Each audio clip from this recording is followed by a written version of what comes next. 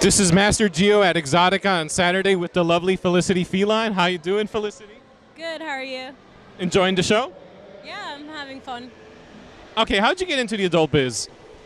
So, it was kind of an accident. I was working a car show in San Diego, and this amateur company approached me, and this was before I had, a lot of tattoos. I had pretty much nothing. So, they offered me an opportunity to work for their site, and I thought about it for a while, and I actually wanted to buy a new motorcycle, my first bike, a Ninja 250, and I wanted fast cash, and I was working at Trader Joe's at the time, and I wasn't making that much money, and so after a few months, I was like, you know what, I'm gonna try it. I was already doing sort of erotic modeling anyway, so it wasn't too far from getting naked on camera.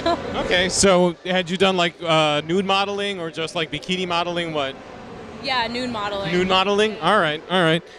Pretty risque stuff, I've always been somewhat of an exhibitionist, I guess, so, and I was webcamming. Okay. So I was already somewhat familiar with the industry, and it was just kind of a matter of time, I think. All right, I know music is your first and true love. How did you get into music? Well, I was a really hyperactive child, and my parents threw me into possibly anything they could to exert my energy. So drumming was perfect, and I was in elementary school, I started playing, and I fell in love with it, so I've been playing pretty much my whole life. I mean, as soon as I was able to play an instrument, I started playing drums, percussion, and then I got my first drum set in 7th grade, and I just started to evolve as a musician, but it's really the only thing I care about. What do you love most about drumming? I have so much energy inside of my body, and drumming is just such a great way to get that out, like even stress, things that I'm just thinking about, I can somehow translate it into music, and it's such a nice release, because I'm creating art. I'm not like just running or just you know what I mean? It's turning into something. And then playing with other musicians is the best thing, because it's like we're communicating on this whole different level. So. What was the first album you ever bought? Oh my God, you're not gonna believe this, but it's not even what I'm into, but it was Black Eyed Peas, Don't Funk With My Heart. For real, like I remember I was really young, and I never had bought an album before, and I was at this like festival, and they had a booth there, and they sold it to me for like $2. Oh wow. Yeah, but I wasn't even into their music. I was just like, I want to buy an album. I wanted to own something, you know what I mean? I was probably like 11, but I mean, my dad grew us up on classic rock, so he has tons and tons of albums at our house, but yeah, that was my first album. So what was your first album that you as a fan purchased? Pink Floyd. Okay. The Wall, actually. Yeah, I mean, they're my favorite band. That's where like my heart is. So, I mean, I'm into more heavy stuff too, but I really love Pink Floyd. I know them like inside out. I've seen Roger Waters twice. I'm a huge fan. Who are your drumming influences? I have a few. Well, I was mentioning before Chris Adler from Lamb of God, Nick Mason from Pink Floyd, Phil Collins. Just the fact that he can sing and drum at the same time is really, really incredible. Copeland from The Police. Billy Reimer from Dillinger Escape Plan, who actually happens to be a really close friend of mine. So that's a perk.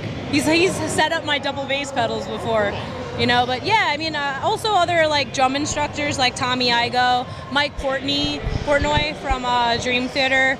Yeah, I don't know. So tell me a little bit about your DJing. How'd you get into that? So I learned Ableton, the music software, the digital audio software program. A couple of years ago I got into it, and then this year I started really focusing on making more, electronic music like dark techno, glitch hop, dubstep, trap, and then realized producing music is awesome, but it's so time consuming. So I thought I could start DJing and make money, and I'm already a trained musician, so it was only a matter of me learning the software. So I bought a controller. I got a DJ XR. It's a pretty good mixer by Pioneer, and I just started teaching myself. I started taking lessons from friends, and probably within a few months I'll be comfortable enough to start playing, actually good shows. Have you DJed at any place yet? No, not outside like friends' houses and stuff. You know what I mean? Just because I feel like my comfort level's almost there, but I want to make sure I'm completely confident before I get into like a large venue and I'm getting paid for it. Because I don't want to waste, I don't want to get nervous or anything like that.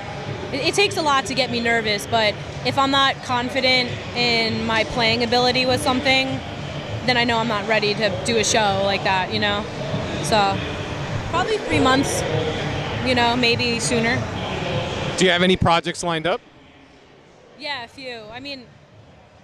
By January, going to release some dubstep and the trap things we've been working on. And then I'm into projects like a heavy rock band.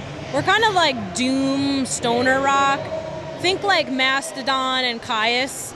You know what I mean? Like that. Even a little Black Sabbathy. But so that, we're called Thundernaut. And this other band, we haven't really came up with a name yet, but we play more thrashy metal a little bit, but heavy rock, like just almost like Tool meets Pantera, What have you... Danny Carey's another drummer that I love. Okay. I don't know why I forgot that. I've met him before too. All right. Huge dude, like tall, has this godlike presence. What are you listening to currently? A lot. We already were talking a little bit, but some of my favorite bands are, Pink Floyd, like I mentioned, Pantera, Megadeth. I love Clutch, Lamb of God, Also some instrumental metal bands like Animals as Leaders, Periphery, Tesseract. And then I like, a lot of desert rock like Caius and Mastodon, even some smaller bands like Truck Fighters I love, and Weed Eater. Yeah, so really into heavy rock and metal, I'd say, but then I love electronic music too, so. Does it depend on your mood as which one you're listening to, or? Kind of. I can listen to metal any time of the day, Right. Even fucking Lamb of God. I could be falling asleep and I'll put that on, but if I'm gonna be dancing, obviously electronic music allows me to move differently, but I'd say most of the time I listen to heavy rock and metal. Yeah, you mentioned Periphery. Their new album's fucking phenomenal. Oh, yeah. They're just such talented musicians, and I like the fact that they have little to no lyrics, and just I really enjoy listening to instrumental rock because I can listen to the instruments and learn, you know what I mean? So, yeah. Okay, so what was your first tat? My first tattoo was actually this yin yang. It wasn't colored in, but it was just by itself right there. And I actually, in the movie Natural Born Killers, Mickey and Mallory Knox, they have the tattoo of this, and me and an ex-boyfriend on Valentine's Day decided to get matching tattoos. But I always wanted a yin yang, I guess, because I'm all about balance, and balancing both spectrums of my personality, which actually porn has helped a lot. I'm able to get that darker character out, I'm very animated as a person, so it's Do you have any favorite ink of yours? Yeah, I'd say probably the biomechanical piece that my ex did. It was on the show Ink Master. He won our episode with that. I really like that just because it's so, it just flows, into the other part of my sleeve. And he put a motorcycle chain in it and a sprocket because I used to ride a lot, and it was a big impact on my life. But I also love the lion.